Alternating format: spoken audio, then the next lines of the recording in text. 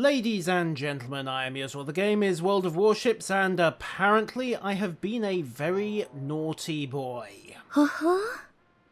Not like that. Get your minds out of the gutter.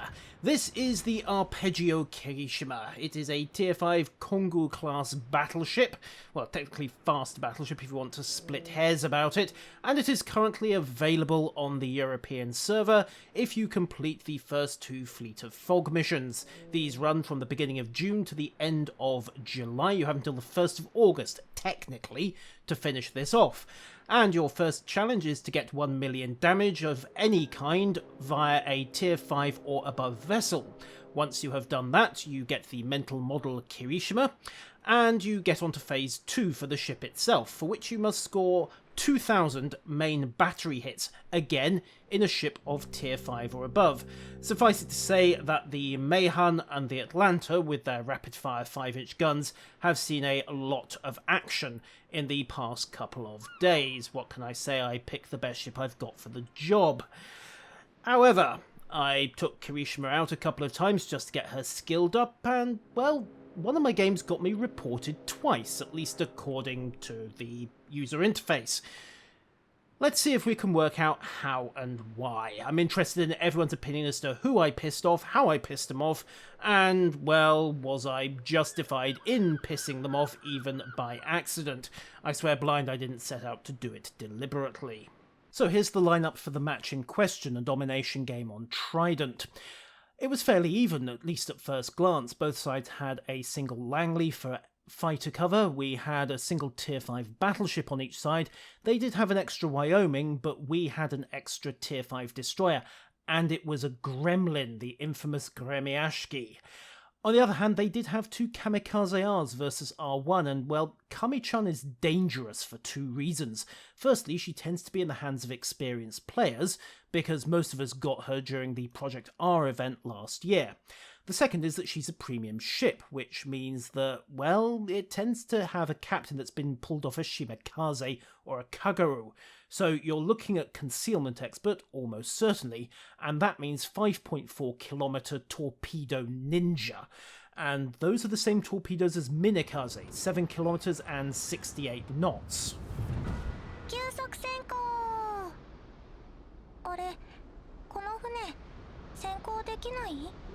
So unless I want to find myself following Iona's plan, a thing that this ship can only do once, I'm going to have to be a little bit careful, and wandering around alone out on Point C does not constitute being a little bit careful. So let's lock the guns round to starboard, stick armour piercing into the breach, and see how the initial deployment shakes out. I'm going to shunt the rudder over to port. We'll go for Point B to start with, hook up with the main force, including our 3 destroyers. And here's the first surprise of the game. The Wyoming has opened fire. I'm not sure if that was accidental or if he was deliberately flipping some skirt to see if anyone was going to try firing back. But nobody took the bait and, he just blew his position and, more importantly, his course. He didn't even need to either. This is a Kongu. It's got a 16-kilometer detection. The enemy's going to know where I am pretty much from the word go. There's no hiding this girl. Enemy fighters detected, our own fighters go in, and what should have been a mirror match turned into something of a massacre. I'm not sure if that's because the enemy captain might have been doing a little seal clubbing on his own, but just watch how this goes. I think the fact that he had friendly flak backing him up goes as well. It starts out even, both sides lose 1, then we abruptly lose 2, 3, and it's all downhill from there. There goes number 4. And number 5 follows shortly after. And wait for it. Boom. Number 6, we lost 1 squadron to take out 1 enemy fighter, which is depressing. Back on the surface, we've picked up 2 destroyers at Point B, the second Kamikaze R and the Nicholas. Kami pops smoke, fairly sensible with that much of our gun line in his general area. And we also pick up his first torpedoes. Now, I have to wonder if those were aimed at the Nevni to start with, but he may have just intended them as formation breakers. Nicholas opens up, it's 5-inch high X, and, well, it's US 5-inch high X. So it gives me a shot at him for a second, but I hesitate a bit too long, and I don't get a bearing in time. I could have just snapped shots off, but what the hell, it didn't really work out. Shouldn't have hesitated there. What shots he does land just bounce off the armour. So, Maj 77 goes in with Gnevny. He's trying to find the kamikaze, and he has. Rounds out that Kongu accuracy, and of course Kami's reloaded, so torpedoes away. But Gnevny's got torpedoes as well. Mutual wipeout pretty much inevitable at that range. Russian torpedoes, they do exist, and if you're stupid enough to get that close to a Gnevny, about 4 kilometers, that kind of thing does tend to happen. Nicholas pegs it round the island, so he's not a threat for the moment, and I can deal with this Myogi. Now, I had high X loading initially to deal with the destroyer, but hey, at that kind of angle, it's probably optimal as well. But wait, torpedoes? Okay, those probably weren't ever going to hit me, but even so, whoa, that's cutting it a little fine. Armor-piercing loading. The Myogi's fired as well. Torpedo bombers are going in. Svetlana puts the second salvo in the water. And, well, this Myogi's not going to have a very good day at this point. He's on fire from me. He's about to eat 3 torpedoes from the carrier. And then I decide that enough's enough before he reloads and gets my citadel, and put him down hard. Now that could be the first report, because, hey, I can see why Ludi would see that as a kill steal. But, well, if you leave enemy battleships alive thinking someone else is going to get the kill, this kind of thing tends to happen. And then the enemy make an inexplicable mistake. They stop firing. I think they were waiting to see if I'd flood out. They were all being polite. I'm not actually about to die. I might only be on 121 health, but I'm not about to die. The Cleveland works it out, starts firing, but 152mm high X, most of it missed, and what didn't bounced off the side armour. Atlanta really should have opened fire much earlier, because, you know, broadside to a battleship, that's a paddling. Meanwhile, the Nicholas has put his first salvos in the water, but those were from his starboard tubes, and he's turned. You can see his port tubes. Loading. Rounds out. Yes, it's armor-piercing, but when you're at that kind of range, who cares? It's all damage, and I wasn't going to wait 30 seconds and let him put his port tubes into the water as well. That might be annoyance and report number 2. You never know. There certainly weren't any complaints in chat that I saw at the time. So, we're through point B, we've made the cap, and we're now got a Wyoming and the New York over the side, along with the Königsberg, but we've also got torpedo bombers coming in over to the left. Camera control to manual again, because I want to get bow onto these guys, and I want to stay bow onto these guys, because given the choice between eating 5 torpedoes and risking taking a few broadside shells from the New York, I'm gonna deal with these bombers. And this guy... Yes, I just took a 7k hit, but that's fixable. It'll polish out. I'm starting to rethink my opinion of this guy, because he's taking way too long to get his fish in the water, and he's spending all of it in my kill zone. I mean, you can hear the 25mm going as well, and that's pretty much it. Put the fire out, which was maybe a bit premature, but the torpedo bombers were dealt with, so there wasn't any risk of flooding, and I had repair party on cooldown as well, so it's arguable that that was probably a good time to use it, even with the occasional broadside salvo coming in. Certainly there was no point taking damage that I didn't need to. Of course, now I'm trading shots with a Wyoming, and the New York's still lurking as well, and here I could have played it differently. I could have carried on my turn, stayed broadside, and carried on beating up these Wyomings, maybe even going right the way around and getting bow onto them. Instead, I carry on the turn, knock down the last of his dive bombers, along with Ludi in his flak, and then eat another minor broadside from Noodlehammer. Most of it misses, and I figure, what the hell, I can risk this. The St. Louis behind me, he's not really contributing anything, I'm out of his range anyway, so no high X spam from him, and I've got eyes on the enemy carrier, so turn to port, and again this is me perhaps being a little bit inconsiderate, because of course I'm now crossing Svetlana's course. Don't force him to turn. Rounds out into the Langley. It's armor piercing, but hey, go with what's in the breach and maybe get a citadel. Nope. Get 2 over penetrations. Terrific. Okay, I keep forgetting that thing's a converted freighter. It really doesn't move very fast. Last of his torpedo bombers are coming in. Flak is about to open up. There we go. That's 1 down. And he gets a single torpedo into the water. It's really not going to do anything. And again, he takes way too long getting his plane back out of the kill zone. I mean, he's right overhead. Even the 25mm are going to have trouble missing at that range.